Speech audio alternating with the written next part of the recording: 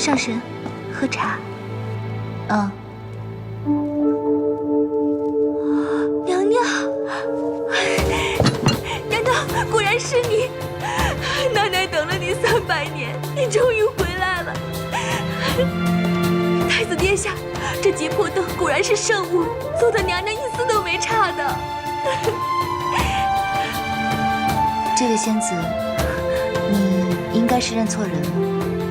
老身是青丘的白浅，并不是你口中的娘娘。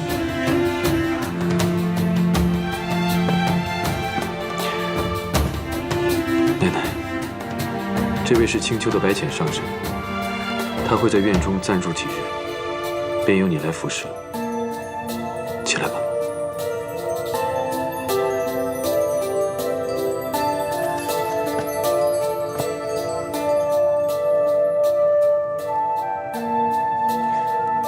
上神待会儿会去灵宝天尊的天泉洗浴，你先去做好准备。是。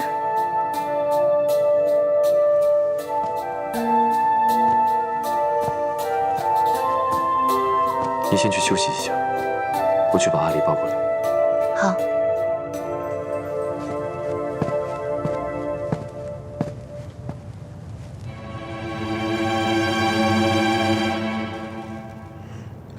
什么？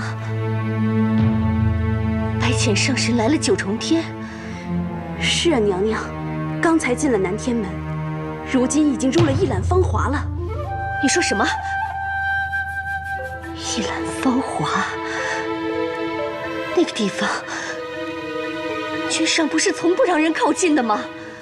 是啊，娘娘。奴婢也觉得很奇怪。按理说，这君上300年来一直都护着那个凡人住的地方，如今怎么突然就准许别的女人来住？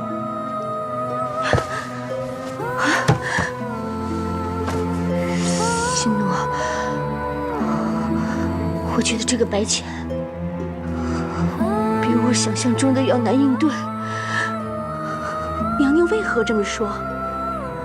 君上为他屡屡打破禁忌，就像失了气魄一样。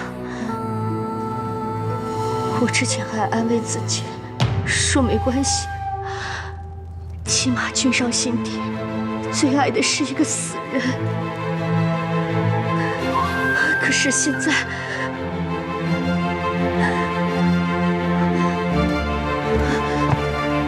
心奴，你会帮我的，对不对？无论何时，你都会帮我赢回夜华的心，对不对？娘娘放心，奴婢一辈子都是娘娘的左右手，一定会帮娘娘。娘娘，你先不要怕，他才刚来9重天，还不熟悉这儿。毕竟我们已经住在天宫里几万年了。对，我不能慌。我是这西梧宫明媒正娶的侧妃，我不该慌，我该静观其变，再看看怎么击退他。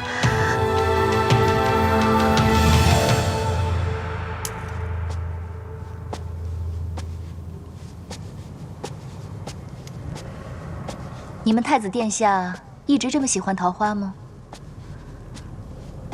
我家娘娘很喜欢桃花，她走后，太子殿下就栽了满院子桃树。你说的是阿离的娘亲？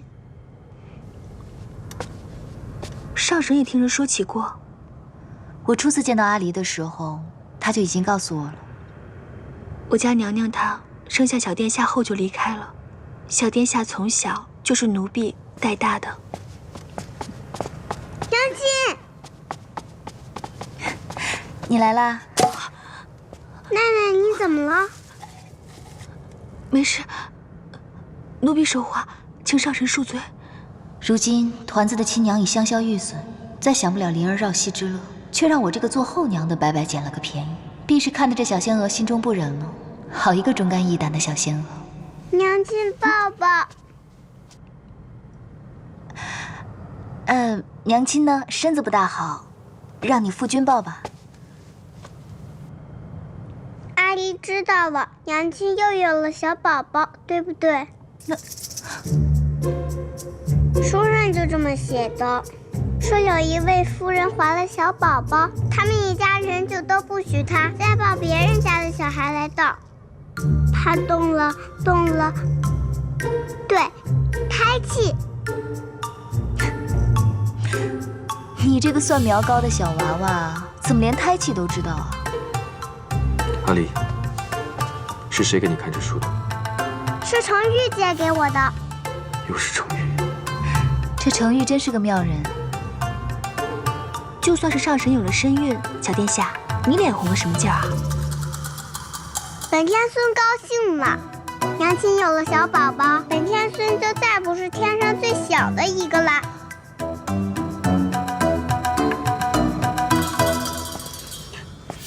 倩倩，不如大婚后立刻生一个。这小宝宝如果由你来生的话，我倒是很乐意出那一份力。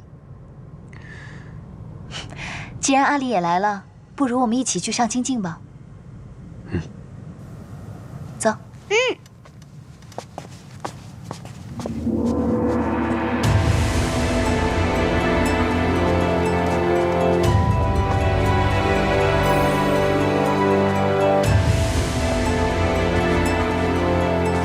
参见太子殿下。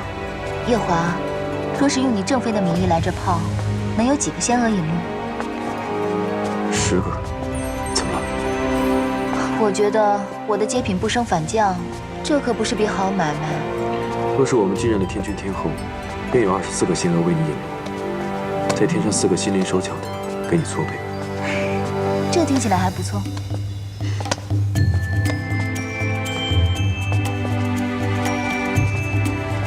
参见太子殿下。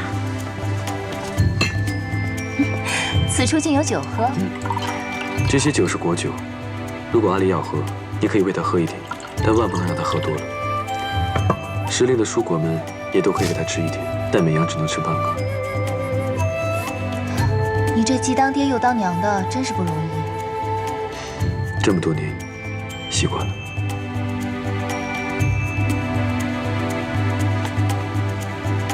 你这幅扇子上面的桃花画得挺好，但缺了应景的诗词。不如你先泡着，我去给你提好词，你来书房找我。好。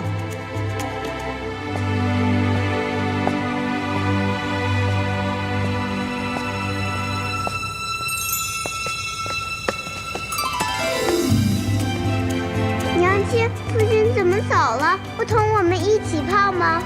天将降大任于你父君，你父君去接大任了。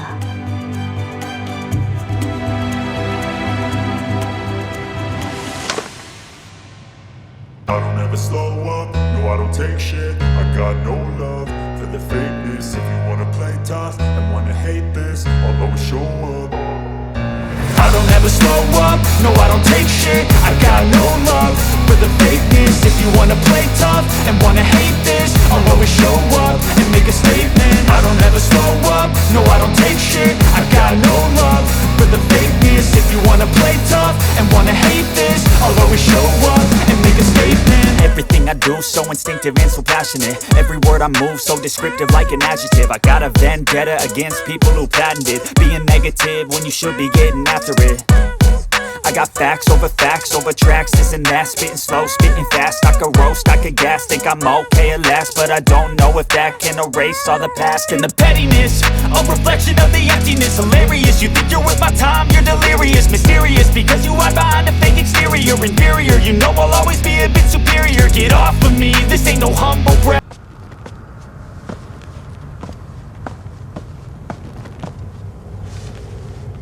姐姐找我。今日君上终于回了紫宸殿，你若不把握机会，就不能怪我不帮你了。姐姐的意思，妙卿不大明白。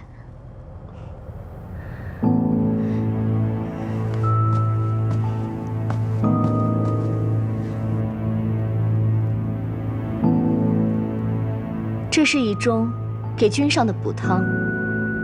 君上难得回一次洗蜈宫，你心思要活络些，今夜多在案前侍奉。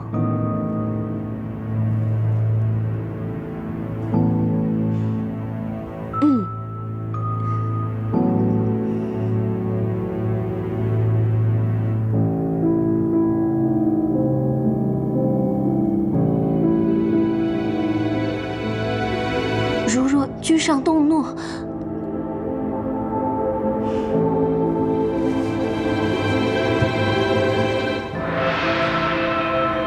你不了解这个男人，他若真与你有了肌肤相亲，就一定会负责。还有，你不用怕他动怒。一来，你是阿离的救命恩人，他不会要你的性命；二来，你还有我会保住你。毕竟在洗蜈宫，你只能依靠我，而我除了你，也没什么姐妹了。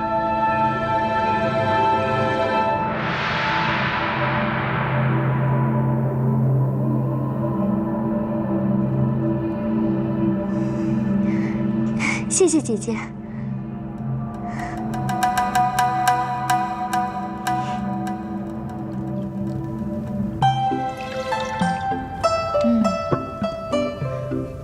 上神请用。刚刚是梅子酒，这杯呢？回上神，这是枇杷果酒。枇杷果，我在青丘的时候最喜欢同阿离吃枇杷了。是啊，我娘亲最爱喂阿离吃枇杷了。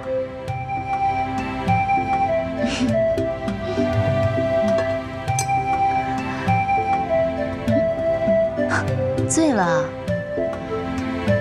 身上这么滚烫，看来不是装的，这也太不胜酒力了吧？小殿下头一回喝这么多酒，醉成这样，奴婢还是把他送去药王府看看吧。不必了，我喝酒也喝了10几万年了，也算半个行家。阿离刚才喝的这个酒啊，是鲜果发酵酿成的，喝再多也不会醉人的。可，奴婢还是怕会有什么闪失。他是男孩子，不必这么娇生惯养。你听我的，将他抱回去睡一会儿，过3个时辰，他指定就醒过来了。是。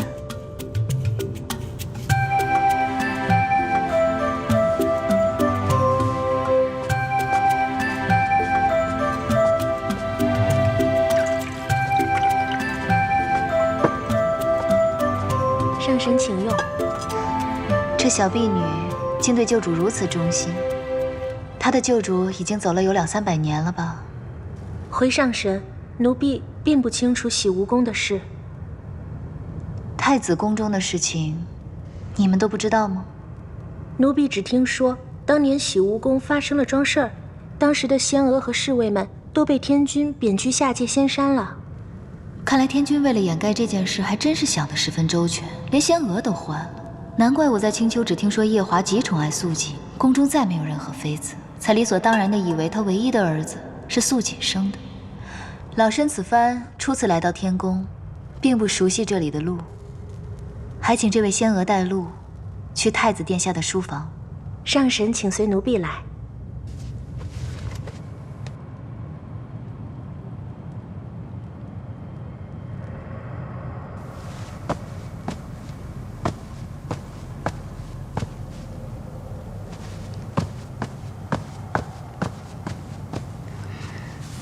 君上，什么事？奴婢等君上很久，好不容易等到君上回来，不知君上能否听奴婢说几句话？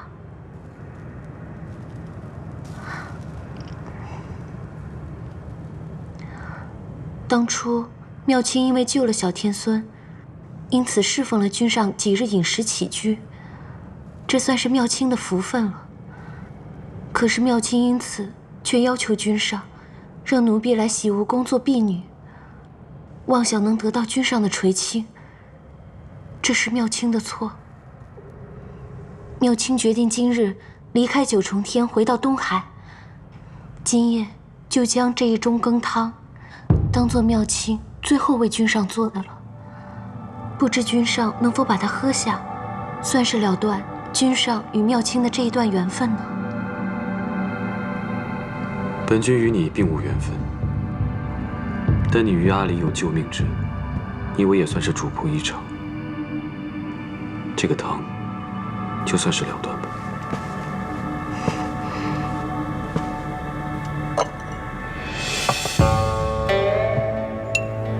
不必了。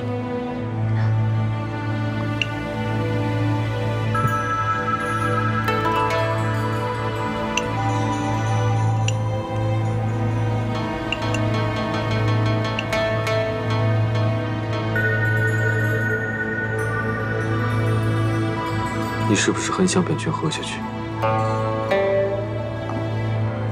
这汤是妙清亲手做的，自然希望君上能够喝下去。这也是妙清的一番心意。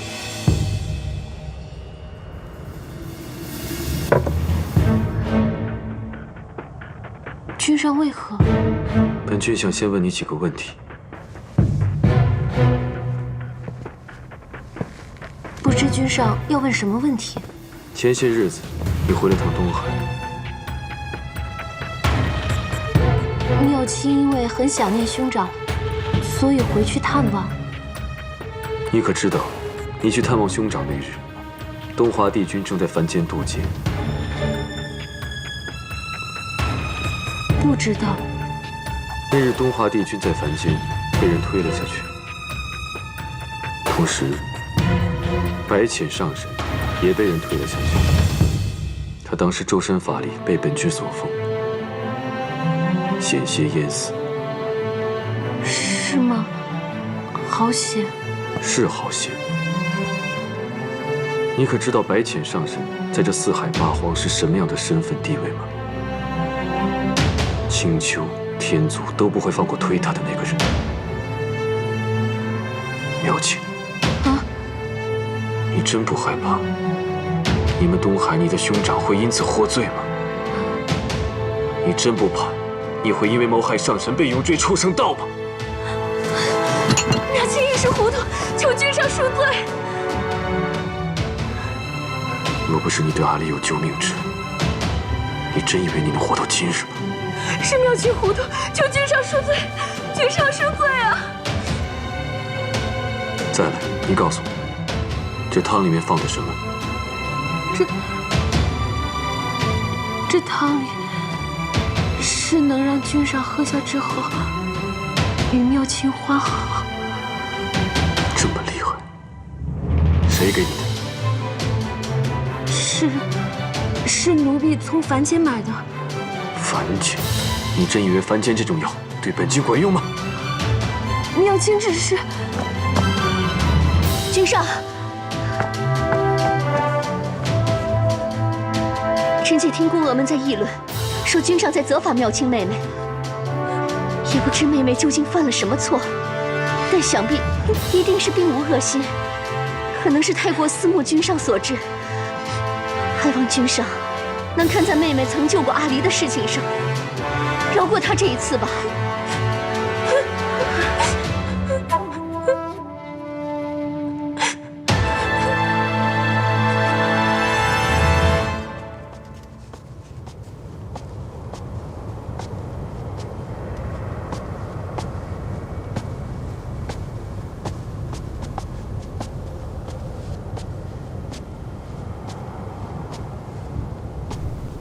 此处竟无人守着吗？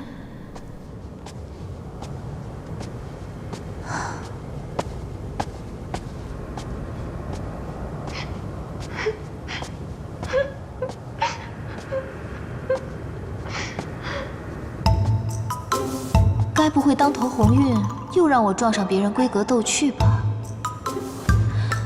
夜华虽冷漠沉稳些，到底血气方刚。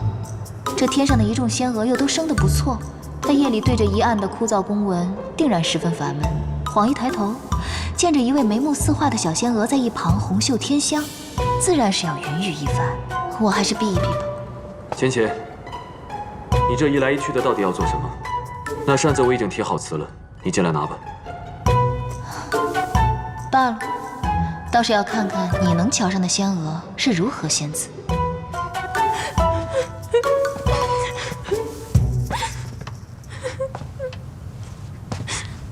那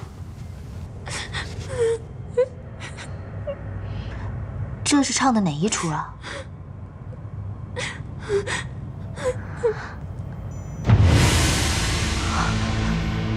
好美的一双眼，可惜这小仙娥虽生的也不错，却配不上这双眼。你这双眼睛，生的倒是不错。苏苏，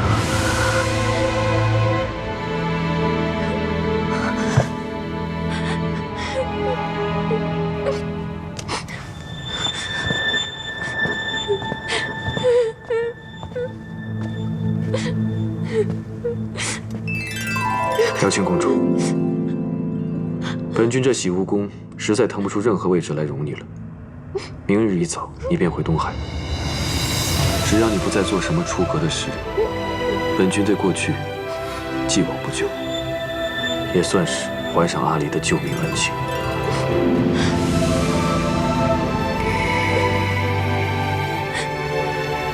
素锦，你倒是很重情义。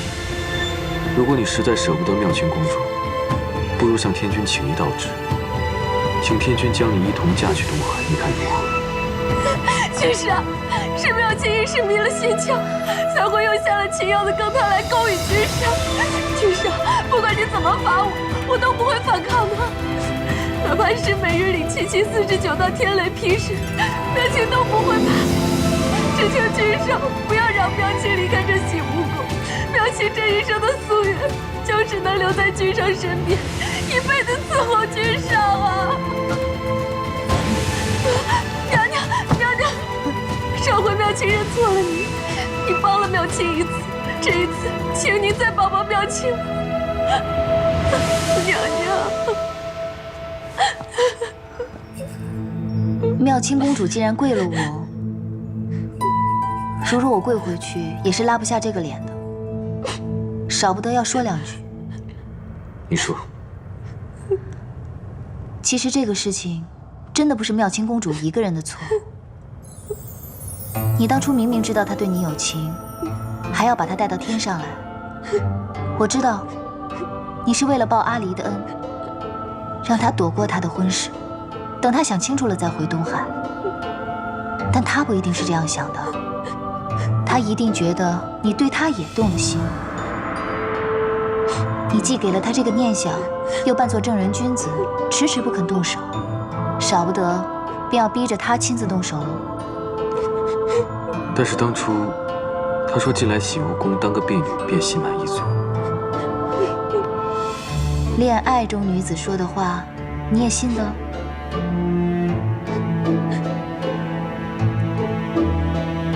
听老身一句话，还是尽快回东海吧。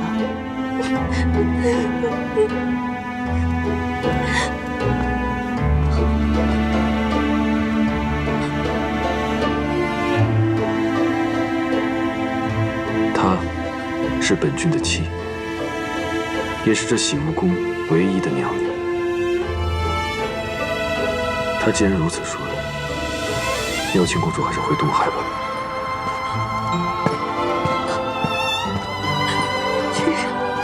君上，君上！洗巫宫这么大，你能找得到一兰芳花吗？应该还是找得到吧。我送你。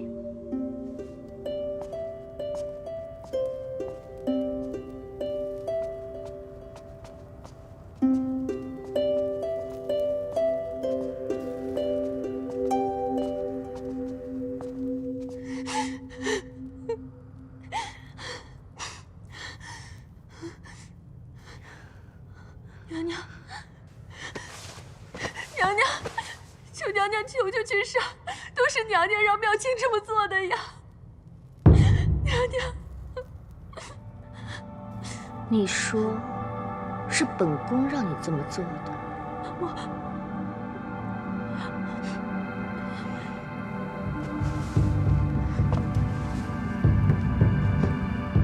妙清，本宫怜惜你对君上一片痴心，你竟要借此陷我于不义。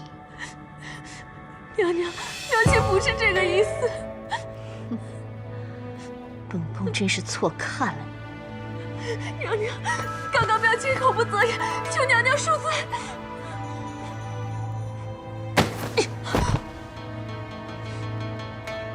既然君上已经让你离开，你也别耽搁了，现在就走吧。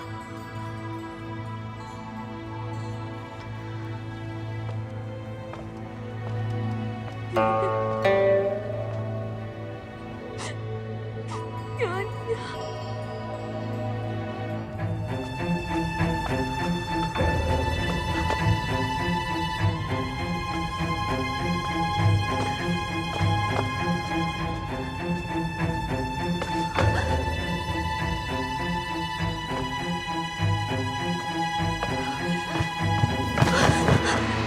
娘娘，你没事吧？娘娘，还顺利吗？许诺，我终于知道为何月华会对他如此紧追不舍。娘娘，你在说什么？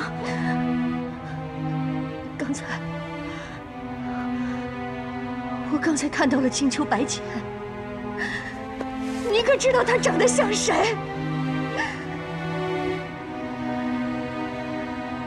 他竟与那个凡人生得一般无二。娘娘，你在说什么啊？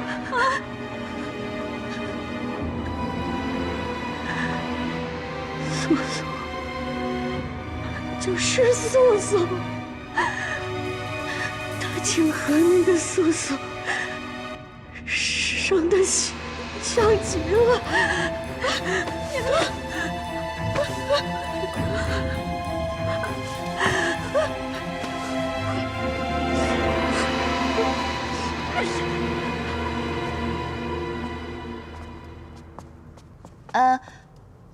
送到这里，剩下的路我就认得了。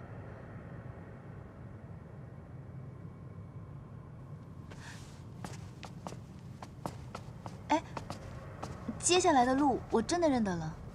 我送你到这里面，不是真的为你带路，我是想问你，你为什么让那个公主回东海？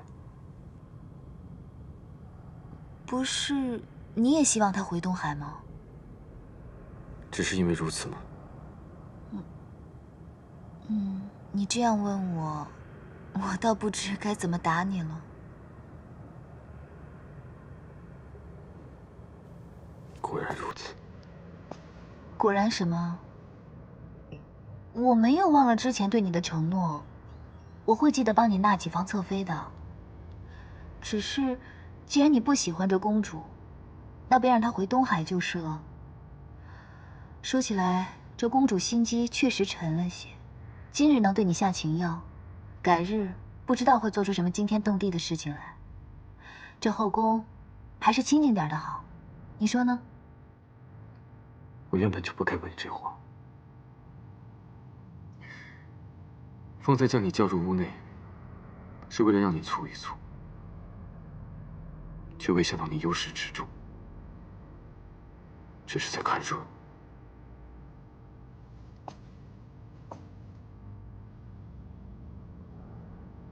我在你的心中，竟没有丝毫的分量。白姐，你的心中是不是只装得下那一个人？你要等他等到何时？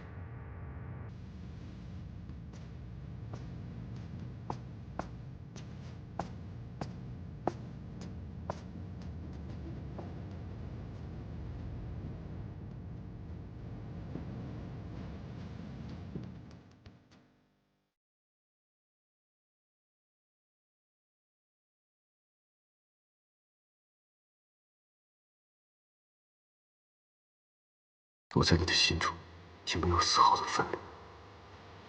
白姐，你的心中是不是只装得下那一个人？你要等他等到何时？明明之前困意汹涌，如今躺在这软乎乎的云被里头，都睡不着。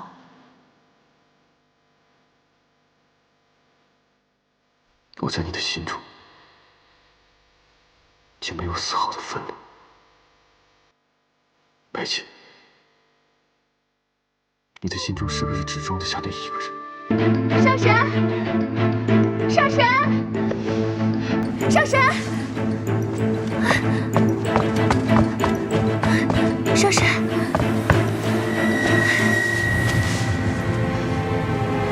上神昨日说小殿下3更便会醒来，如今已过了3更，小殿下却仍没有醒来的征兆，反倒是小脸越来越红。奴婢急得很，也没有别的法子，才来惊动上神的。耿贤的小娃娃喝了果酒，确实睡到3更便能醒过来。看来我是高估了阿离了。照他这势头，大概要睡到明天早上了。不过你看他这小脸红扑扑的，说明酒意正发出来了，你不必担心。你该不会自打昨日抱了团子，到现在眼睛都没合一下吧？放心吧，我等下渡他些仙气，保证明天起来又是一个活蹦乱跳的团子。不过这小娃娃喝了酒，第2日最好喝些煮得糊糊的粥。你先下去歇息吧，养足精神，明早多些粥来。但小殿下若是扰了上神的安歇，你看他现在睡成这个样子，就算是将他团成一团，滚到庆云殿，他也未必醒得过来，如何饶得了我？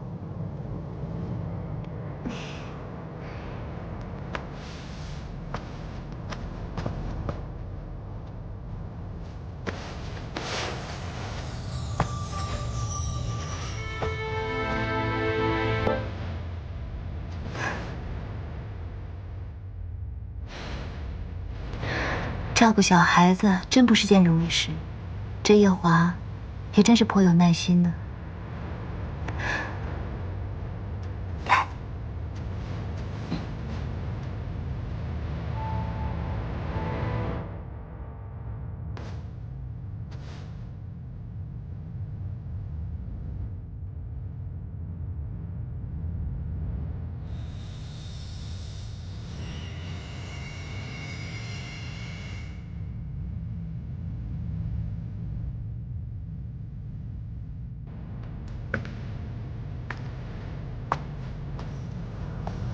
小殿下还未醒过来。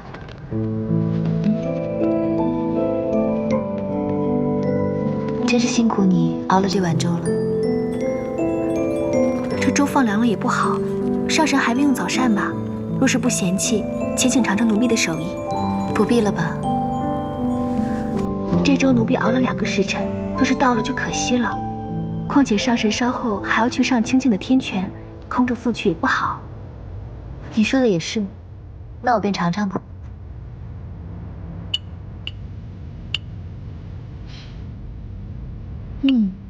果真是好手艺。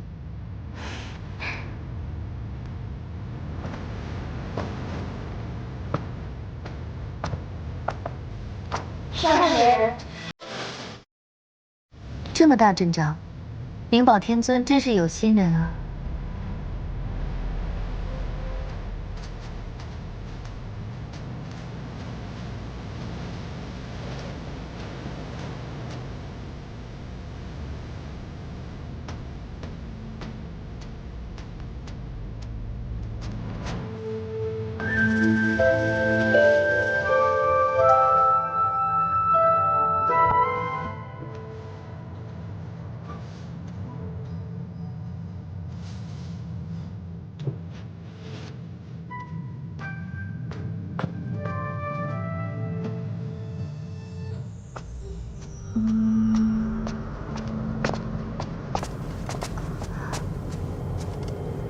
娘娘，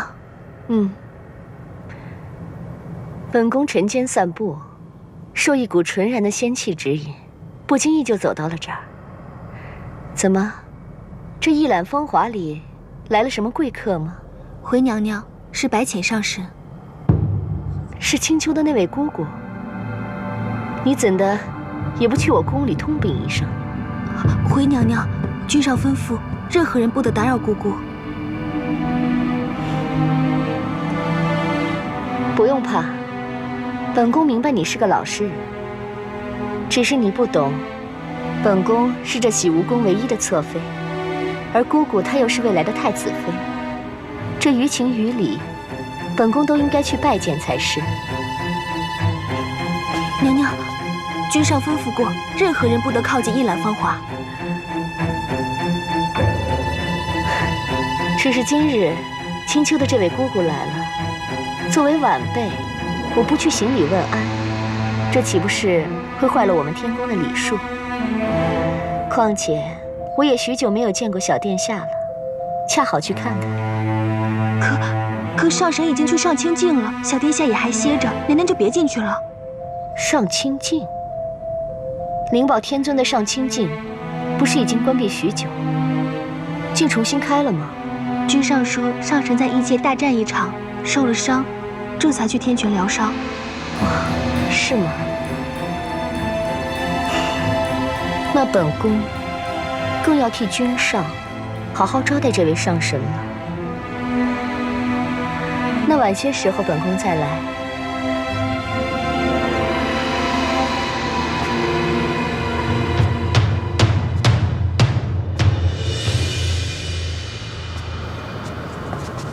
我当初一见他，便晓得他是个不安分的。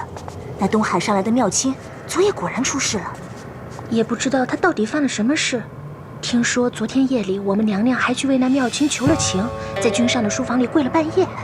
娘娘还真是万中无一的娘娘，人长得美，性子也和顺，却不知君上为什么从来也瞧不上她。我分到娘娘殿中这么长时间，却还没见君上来过一回呢。唉，娘娘不容易，真是不容易啊。是啊，娘娘这样善良慈悲，将来怕是要吃青丘那位上神许多苦头。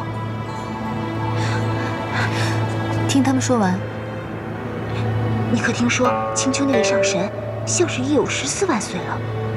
竟有14万岁了，那不是成老太婆了吗？哼，老不知羞的，定是用法术迷惑了君上。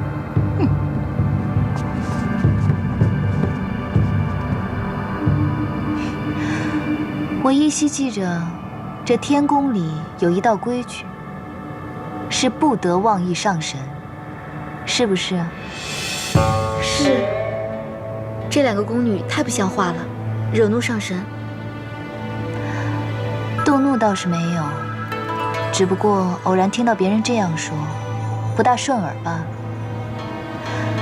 虽然我是不太计较，但这天宫这么大，总是要让人知道，这规矩立在这儿不是当摆设的。你们说是吗？上神说的是。而且这后宫呢，最忌讳热闹。我看这两个小仙娥也是性子太活泼了些，恐怕不适合这份差事。不如你们挑拣挑拣，帮他们另谋份差事吧。是。今日阿离也不在，我自己在这天泉也是无趣。你们在此候着吧，我去挑几本书来。是。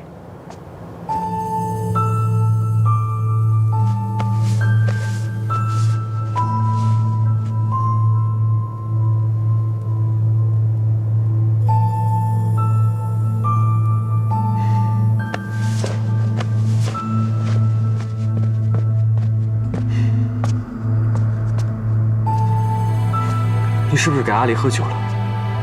他从昨天下午睡到现在都没醒，到底怎么回事？我不过昨天多喂了他2壶果酒，让他醉了个酒罢了。他睡到现在都没醒，你怎么不通报我一声？为什么不找药王来给他看一下？阿离还是个小孩子，你干嘛这么紧张啊？我小的时候去偷喝折颜的酒，醉了4、5天都没醒，我爹娘也没怎么样啊。再说了，阿离不是个男孩子吗？你这么娇生惯养他，免不了长大了他要娘娘腔的。阿离不是你带大的，所以你就一直将他当成继子看待。如果他是你亲生的，你还说得出这种话吗？没错，老身自然生不出来这么一个活泼讨喜的孩子来。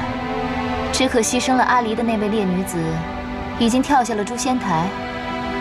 老身师承昆仑虚，修的是逍遥道，自然没修得一副菩萨心肠，带不好你的阿离。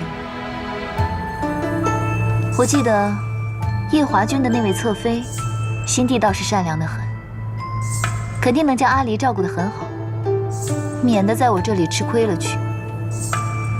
你不用说这种话来气我，你知道我不是这个意思。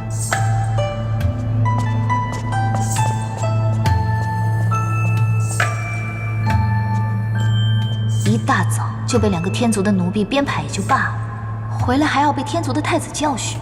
我来此处是养伤的，又不是受气的。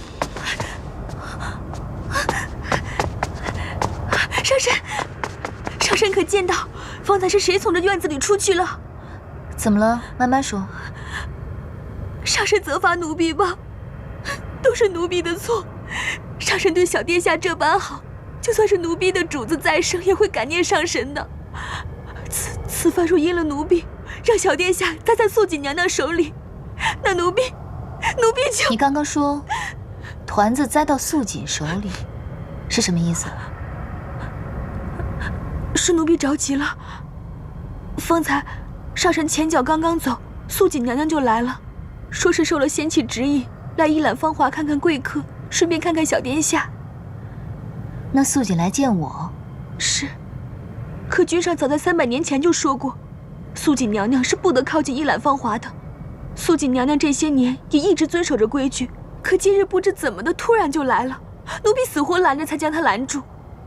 没想到我刚去后院打水，回来就发现小殿下不见了。你先别担心了，抱走团子的是夜华，跟那素锦没什么干系。上神说的可是真的？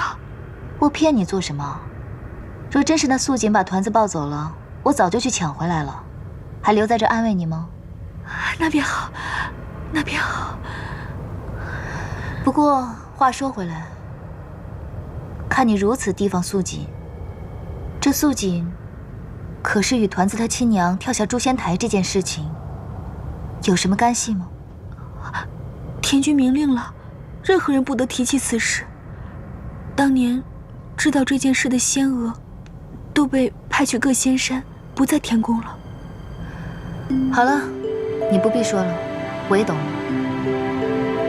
他们现在在哪儿？你便带我去看看吧。若团子无碍，我便将他抱回来。是。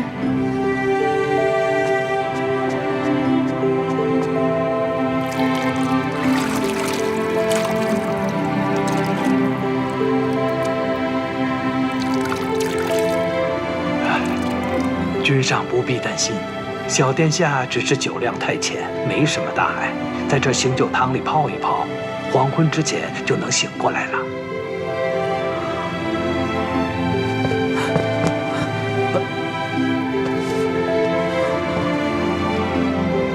阿离怎么了？回三殿下，小殿下就是酒量太浅，多喝了2口。啊？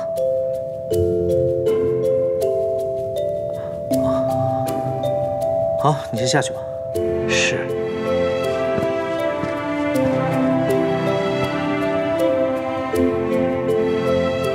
哎，方才有人跟我说，你火急火燎抱着阿离从一览芳华冲出来，我还以为小阿离出什么事儿了呢，让你如此忧心。啊。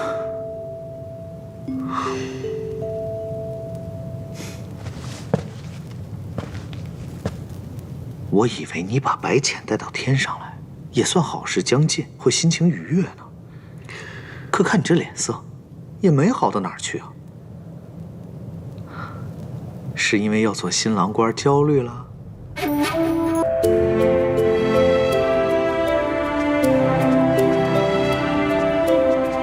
上神，团子如何了？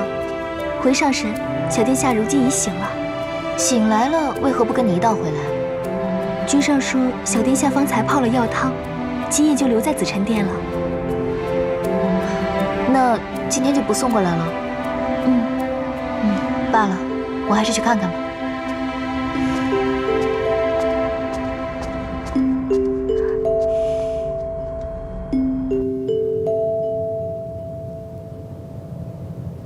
说什么青丘女帝，还未嫁人的女人都不懂得学会照顾孩子。阿离才这么小的年纪，就为了这么多的酒，睡了一日一夜，都不觉得内疚。若是以后嫁入洗无宫，怕阿离是没有这样的好日子过了。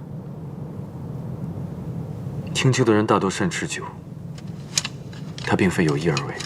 是啊，我娘亲她就是觉得我爱喝，就宠着我，让我多喝了几口罢了。还娘亲呢？谁教的？白浅上神？她就是娘亲，是父亲画上的那个娘亲。画上的？回娘娘，臣妾前2日见到姑姑时也吓了一跳，确实很像。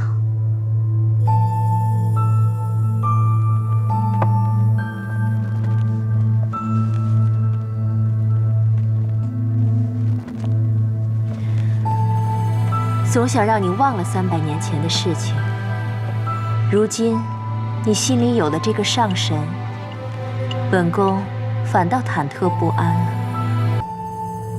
夜华，你告诉娘，你是心里真有这位青丘白浅，还是把他当做那个凡人了？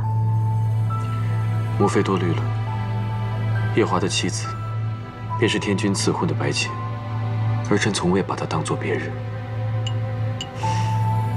那就好，那就好。你作为侧妃，于情于理都应该拜见一下这位上神。臣妾今日便去了。不巧，姑姑她去了上清境天泉，明日一早，臣妾便再去一趟。好。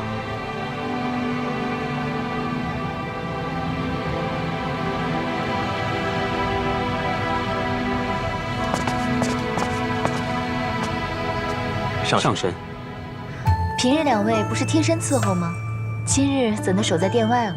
君上在殿内和乐须娘娘在一起。乐须娘娘，夜华的母妃。正是。上神找君上有什么要事吗？也没什么要紧事，就是想来看看阿离。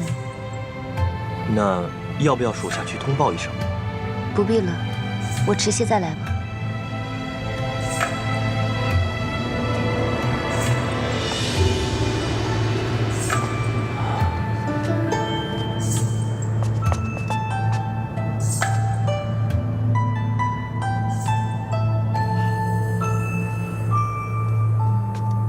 母妃您真是总是取笑臣妾。你都嫁入洗无宫300年了，肚子还没什么动静，我不该问问吗？娘娘，这事又不是臣妾说了算。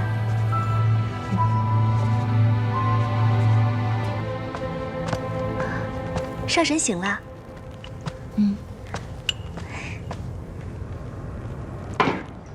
你先洗把脸，我这就去为你准备早膳。不必了，我想去趟紫宸殿，陪团子一起用早膳，他应该会欢喜的吧？是呀，小殿下可喜欢上神了，一定会高兴的。我这就带上神去。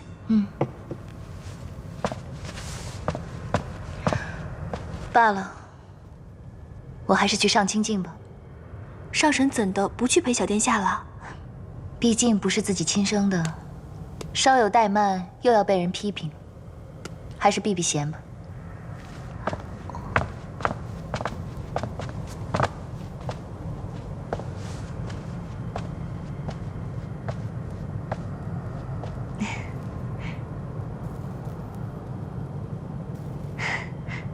妹妹昨日一直在紫宸殿里陪乐须娘娘照顾小殿下，今晨终是脱身，便急匆匆地赶过来，特意想过来拜一拜姐姐。你既然这么急着来拜我，为何昨日初见时不拜，现在才拜？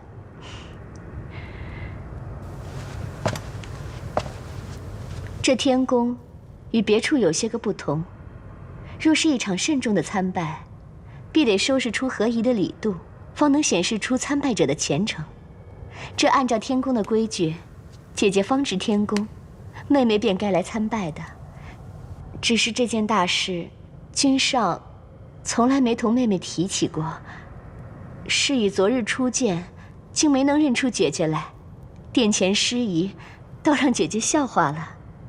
此番妹妹来的这样迟，先给姐姐赔不是了。却是我初来乍到，不懂你们这天宫的规矩。听你这样说起来，倒还挺有趣的。那你便依着这规矩来拜我吧。方才妹妹已经拜过了呀。拜过了？你这拜也太平易近人了。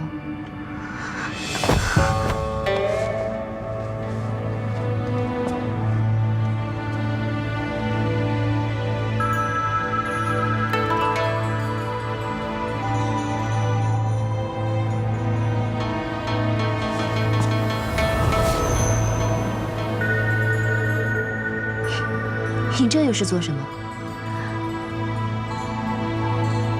方才那一拜，妹妹是依着侧妃拜正妃的规矩；现在的这一拜，却是要拜恩人。姐姐这几个月来对阿离的照拂，妹妹实在是感激不尽。阿离打小便失了母妃，因着姐姐的容貌，错将姐姐当成自己的娘亲。如此失礼，还望姐姐你能多担待些。担待倒不必，我很喜欢她。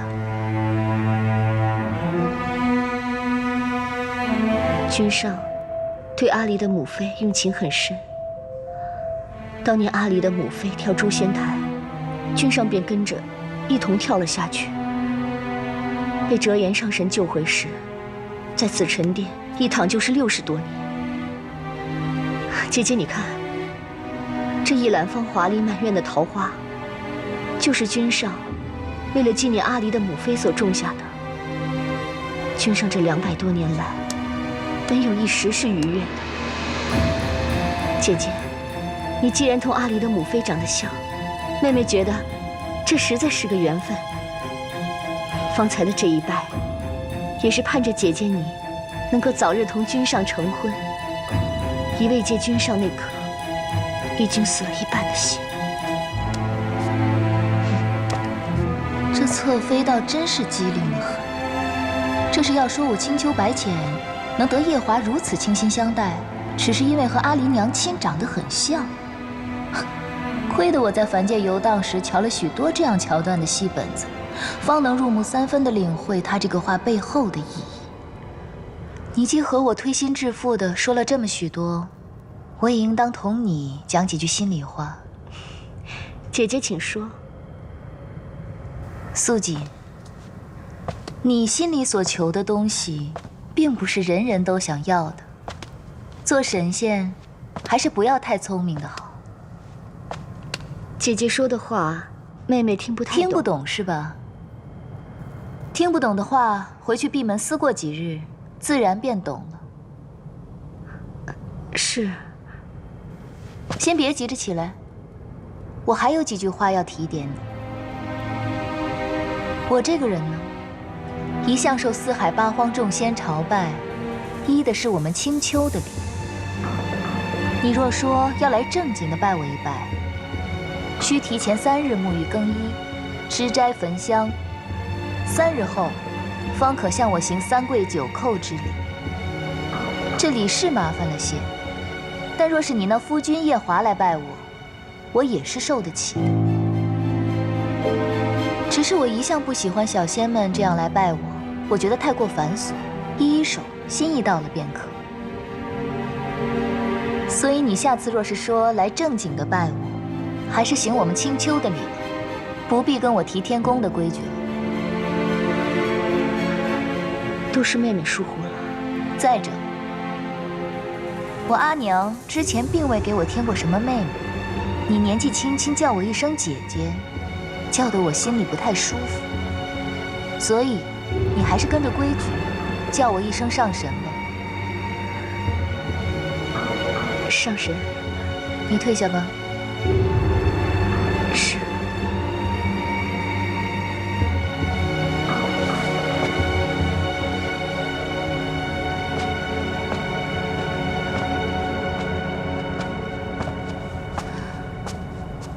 想不到夜华竟是这样的情种。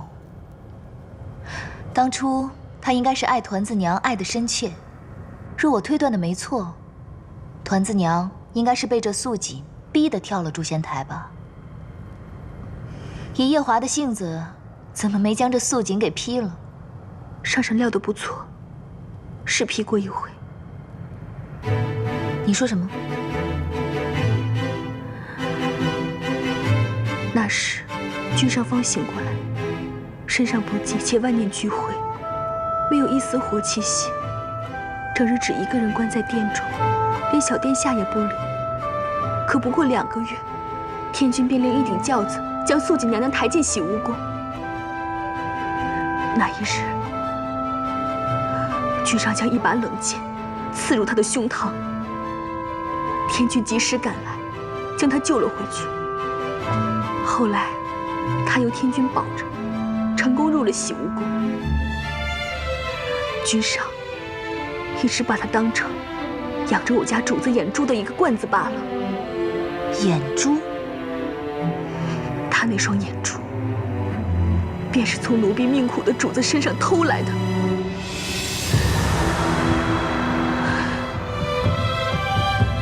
乐须娘娘说，君上以为将自己的心思瞒住，让9重天的人以为他不在意我家主子，便能保住我家主子的命。可他的心思瞒住了天上诸位神仙，也让我家主子心灰意冷，以为君上当真嫌弃了他，却没瞒过天君，终究还是要了主子的一条命。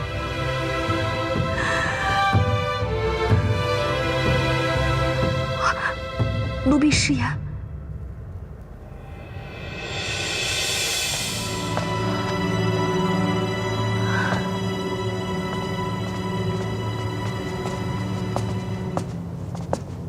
折颜，刚刚那个侧妃是不是看到了你，所以才行如此大礼？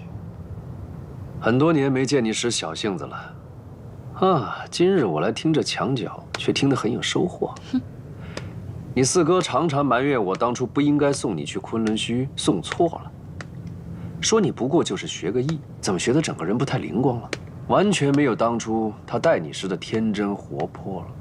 我已经14万岁了，要什么天真活泼？不过呢，夜华这侧妃确实不大合我意。我一向偏爱小仙机警灵敏，但机警灵敏过了头，在我面前自作聪明，我就不大喜欢了。你此番前来，不会只是为了听我的墙角吧？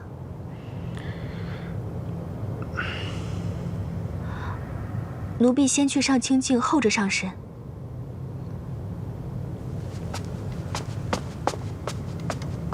折颜，300年前你就是这副神情，告诉我，师父兴许要回来了。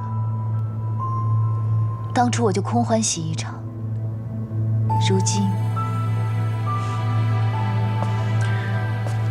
如今，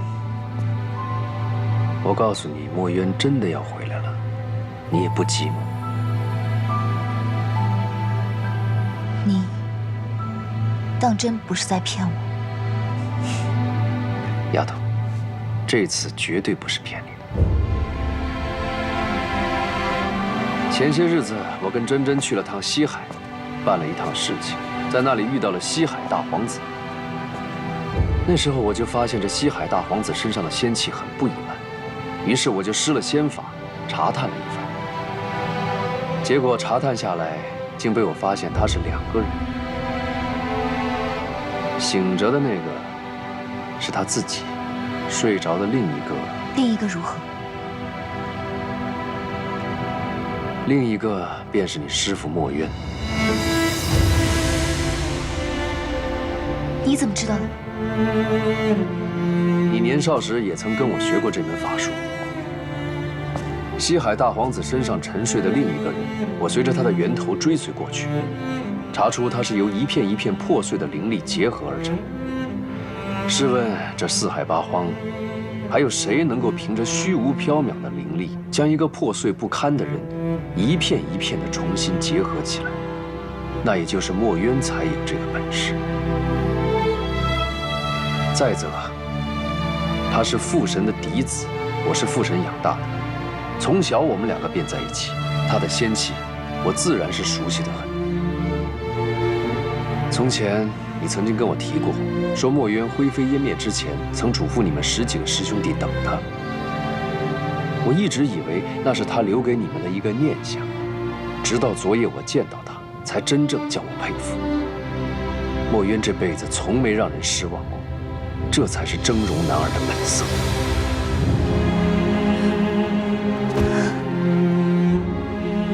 师父，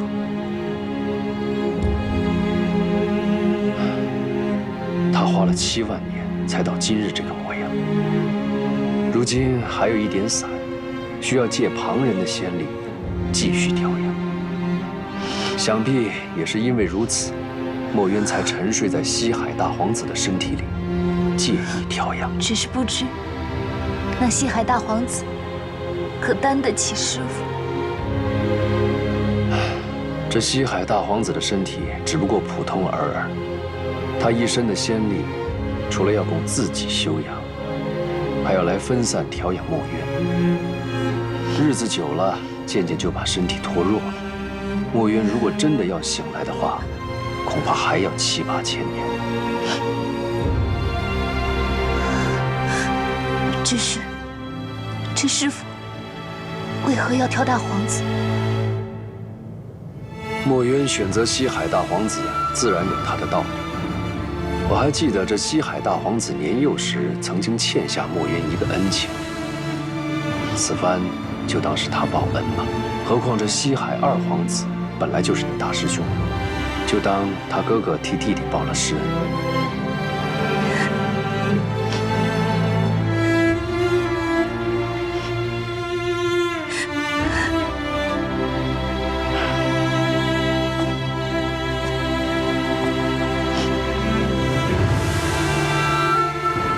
丫头，你怎么哭了？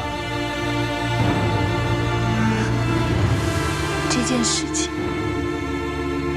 我心心念念了7万年，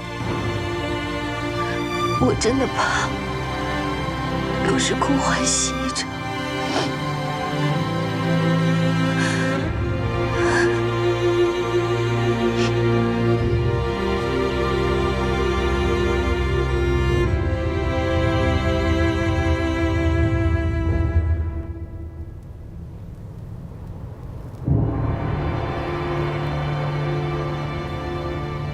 方才你恨不得捏朵云彩，立即奔向西海，怎么眼下又如此磨蹭呢？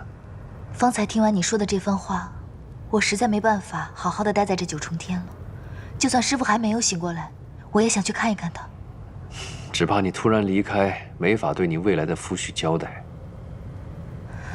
来这上清净疗伤，我终归欠他人情。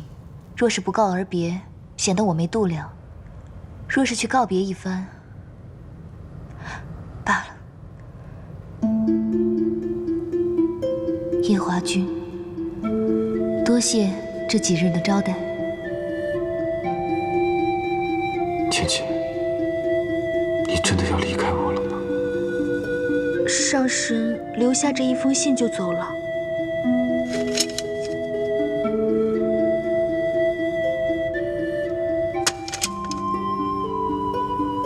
他可还有什么话吗？一句话也没有，看上去应该是家里出了什么要紧事，红肿着一双眼睛，也来不及看眼小殿下就走了。去吧。